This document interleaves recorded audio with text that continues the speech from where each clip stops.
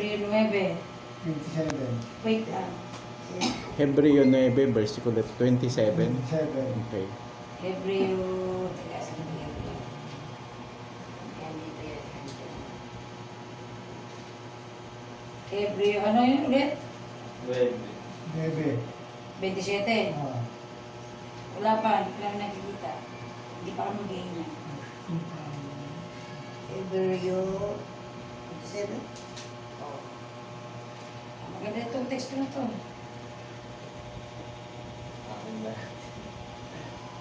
Hebreo verse 9. Verse 27. Tapos 27. Maganda. 27.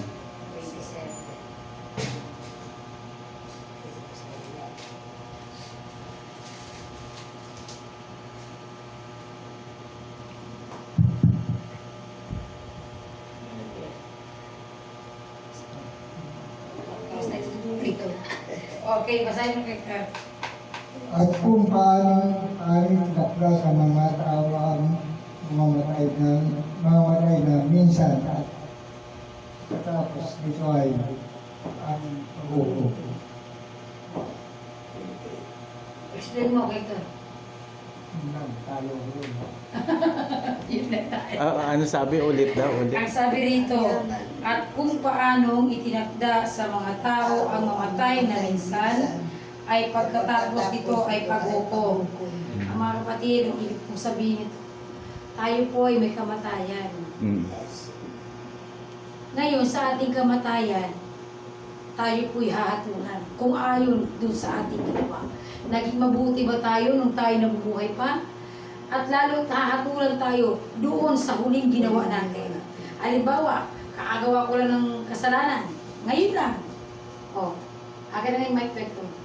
Ngayon lang, so kahit di lang, mamaos kasi ako. Kasi, ngayon, nakagawa ko ng kasalanan. I-explain ko na lang dun kasi kasama ko naman yung tayo dito. Magandang text ko to eh. Pati ka na yan kay Sister Esther. Ang sabi dito, ulitin ko ha, at kung paanong itinakda sa mga tao, tayo yun, ang mamatay na minsan at pagkatapos nito ay ang paghuhukom. Lahat tayo, ha? Ronald, tawag ka. Ni Joseph.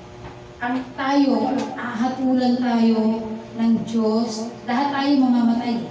Walang magliligtas sa atin dito. Ang magliligtas lang sa atin ang Panginoon. Kaya nga, ang dami kong binasang verse na maging tapat lang tayo sa Panginoon. Napakahirap ang maging tapat sa Panginoon at maglingkod. Kayo ba? Tatanungin ko kayo. Nahirapan ba kayo? Nahirapan mo ba kayo, Sister Esther? Kayo, Brother Romeo, nahirapan na ba kayo? Kayo lahat. Mahirap bang maglingkod sa Panginoon? Hindi, di ba? Ang sarap na maglingkod eh. Masarap na maging mabuting tao eh. Bakit hindi ang tanong nga doon marami ito tayo sa amin, bakit ang mga tao minsan Ako nga, lumalampas na eh. sasabihin nila, ay grabe, nagbabasa na sila ng Biblia. Nagsisimba na sila, baka lumampas sila sa langit. Alam niyo mga kapatid, kailangan talaga tayo lumampas sa langit kasi tatlong langit yun eh. Lumabas na nga ako eh. Oo, di ba? May kipitong langit pa. Oo. Ako gusto ko lumampas sa langit. Sa akin nga, may nagsabi, baka lumabas ka sa langit. Ay oo, sabi mo dapat. Dati ganyan ang biro ko kay Brother Ray. Ginanoon ako Ako sa talaga. tutulan, May kapitong langit pa. baka sumibra na yung ano ko kasi lumalampas na ako Hindi ng pa church. nga Dahil binigyan Oo ko, nga. kailangan kong ano ko sa kanila ba na pagbigyan ko sila. Oo. Kaso, doon, iba dito. Sabi ko, bakit doon? Kulang doon, dito, insakto. Magandang i-ano yan, i-testimony mo yan. Sa 28, nandito si Pastor. Sabi ko, Kaya mga kapatid, magkano kayo naman? at saka sabi ko, bakit tinawag na sabat na iba naman yung nalalag doon at saka dito. Ang ibig sabihin ni Sister Esther, kasi ba hindi niya naman niya, nagsimba si Sister Esther, nagbigyan niya yung, nag-invite sa kanya, na, ano ba yung born again?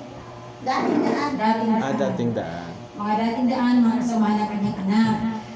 Merong, katulad sa simbahan, di ba may monitor na TV, di ba? Screen. May nakalagay na teksto doon, nakasulat ang Sabat, pero saka may nakarugtong. Pero nung binasa Bible verse, pero binasa ni Sister Esther sa Bible, yung Bible verse na nilagay nila doon, wala sa Bible. Kaya nga ang sabi nga, di ba, Saan nila kinuha yun? yun nga. Ibang Bawal, ang interpretation. sabi ba naman sa Bible, bawal magbawas, bawal magdagdag. Bawal kasalanan na sa Panginoon. Maraming translation kasi. Oo, marami na. Di ko pa gawa-gawa ng sarili nila. Oo, may mga may sarili, pero may sariling Biblia rin Yung sila. una, dito yung sakto. Tapos yung iba naman, yung sakto yung una, pagdating sa dulo, kulang na. Sa atin naman, Sa ating mga Adventist, worldwide po ang ating King James mo ang Sabi gamit. ko nga, eh, mas maganda yung personal Dahil na sa iyo. dahil buo. Mhm. Kung ano yung sinasabi, nandito din. Hudyo, Sa mga Hudyo tayo. Mga Hudyo tayo. Saan tayo? Mga dugo tayo ng Hudyo. Mga Hudyo tayo mga kapatid. Kaya nga sabi ko tandaan nyo yung sinabi ko, babalik ako doon, na ang mga tao ay itinakda tayo na mamatay. Kaya hatulan din tayo doon, lalo sa huling ginawa natin. Kaya nga sabi, maging mabuti. Puro na lang tayo maging mabuti, magtapat sa Panginoon. Hindi masamang maging tapat at maglingkod. Masarap po maglingkod sa Panginoon. Yun sabi ko. Subukan niyo lang. Mga kapatid. Yun nga sinasabi ko sa kanila dyan. Walang mawawala naman eh. Yung mga hindi pa ano, sabi ko, sabi nga, nag-share ako kapon. Hmm. Sabi nila, hindi ako daw pwede mag, kasi sila, kahit daw humingi ng kasalanan pa rin sila kasi nagiinom nga sila. Sayaw. Kasi ganito yan eh.